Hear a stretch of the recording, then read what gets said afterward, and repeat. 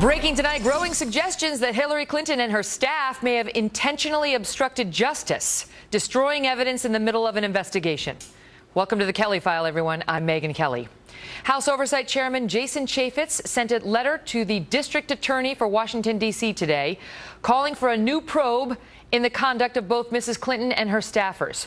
Chaffetz says that after reviewing documents released on Friday by FBI Director James Comey, he believes there may be evidence of, quote, obstruction of justice and destruction of evidence by Secretary Clinton and her employees and contractors.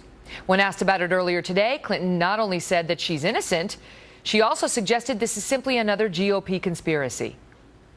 Do you have any concerns that emails were deleted after they were already supposed to be preserved, and did you ask for them to be deleted? No, of course not. I have no concern on either count.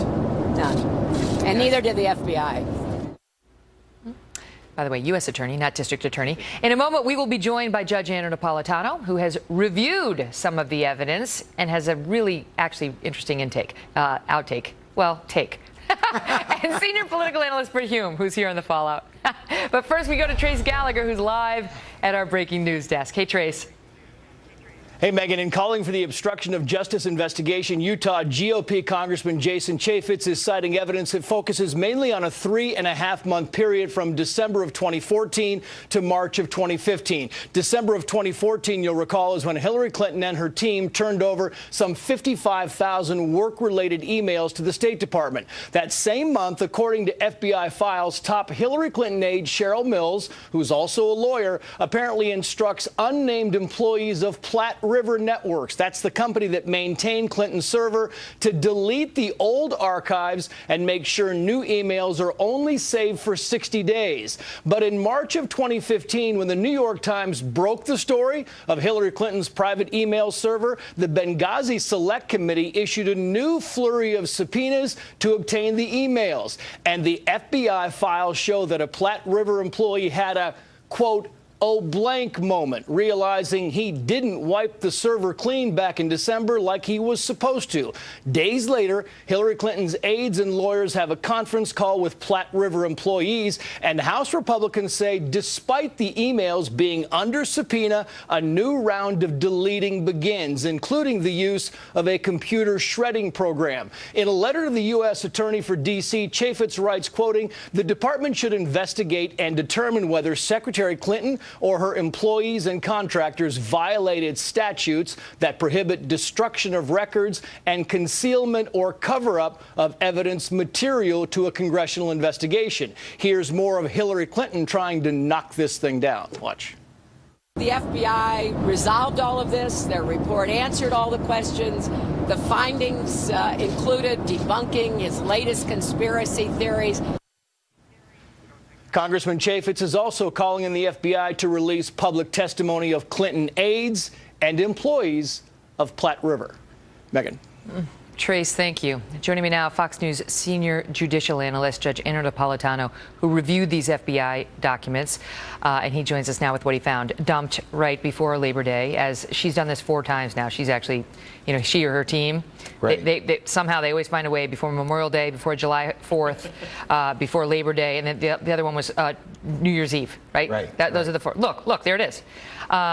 Purely coincidental. But what may have happened here is important. You don't get a subpoena and then start destroying documents. Well, that's not okay. Okay, so that is what happened here. Congressman Chaffetz is correct in his timeline.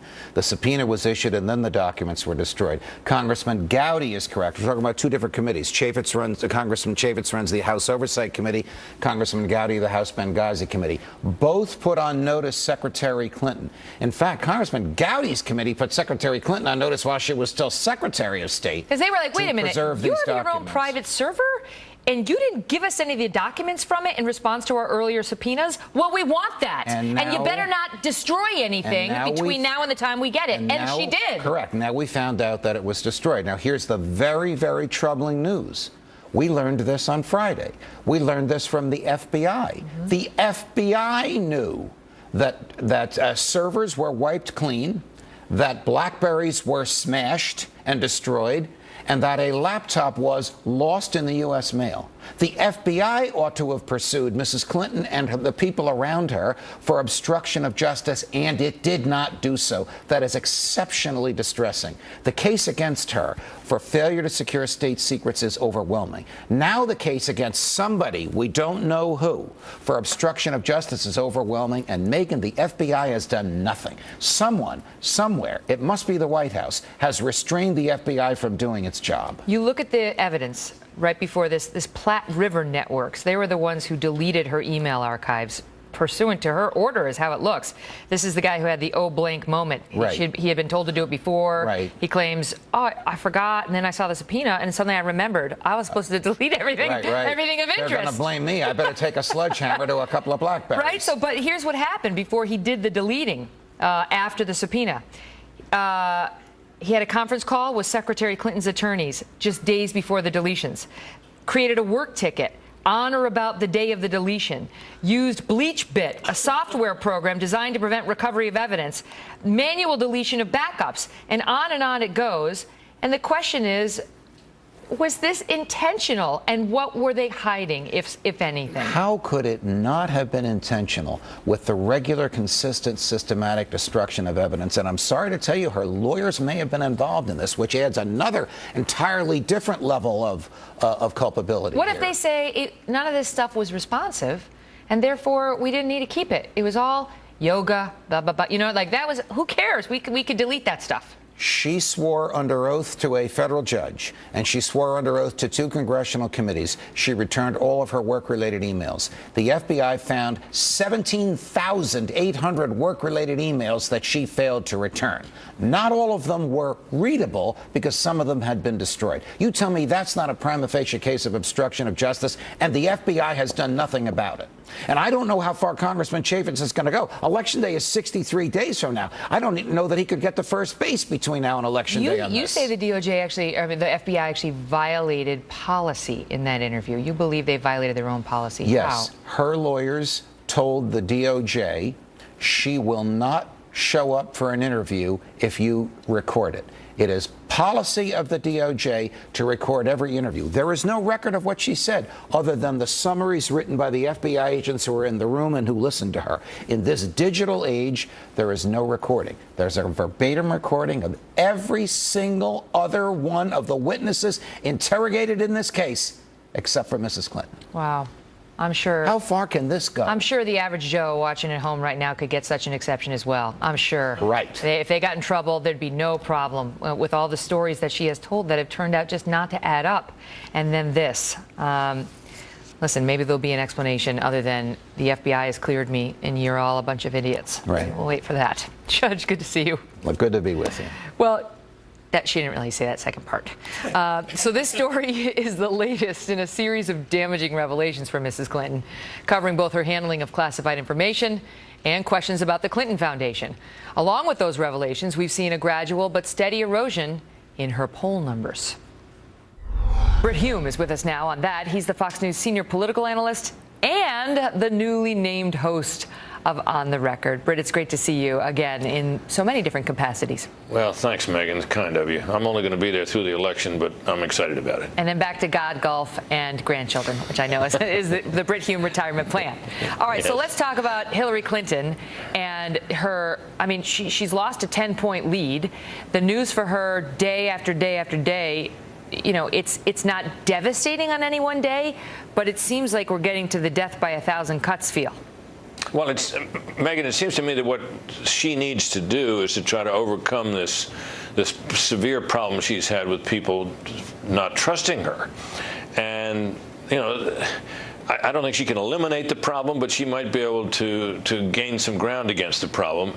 And as long as these questions and revelations persist, it will be very difficult for her to do that. So that's the problem for her, that she's being held down by these questions. And, you know, it could reach the point where people just decide, you know, I just can't vote for this woman. Mm-hmm. And at which point they look at Donald Trump and say, can I vote for him? And you could kind of posit a scenario in which, he carries on the rest of this campaign in kind of the way he has, with, making set piece speeches and doing things that people didn't think he'd do, like the trip to Mexico and so on.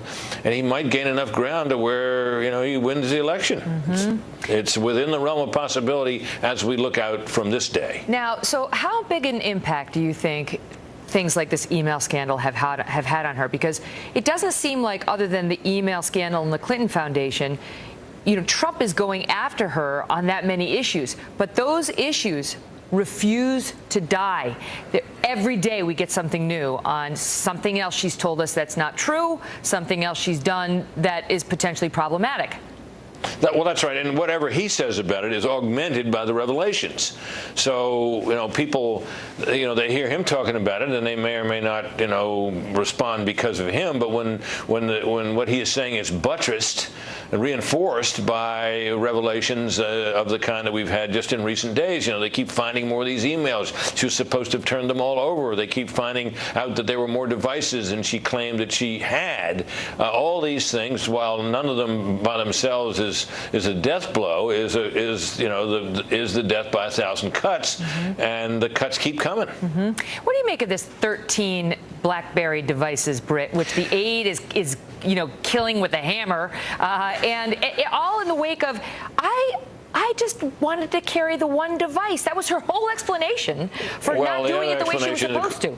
Well, what we're hearing from her supporters is that she was only carrying one of them at a time, and there's a certain truth to that. I mean, after all, I have an iPhone and I have an iPad, and I don't use them usually simultaneously.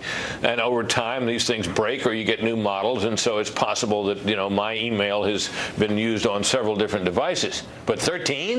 Right. That seems like an awful lot against a claim that she was doing one at a time. So I think the people look at that, and it just doesn't sound right to them, and it makes people just look at this woman and say, can she tell the truth? So what is she going to do now? Will she tell the truth? Is she going to come out of the, witness protection program and start actually giving interviews and speaking to reporters? Well, she's on the back of the plane. How are you feeling? Notwithstanding, she hasn't been hit with a lot of tough questions lately. Well, she's got a few. She took a few, and she didn't seem to have a lot of trouble with them, which raises the question, I think, of whether she really has anything to fear from a full-blown news conference.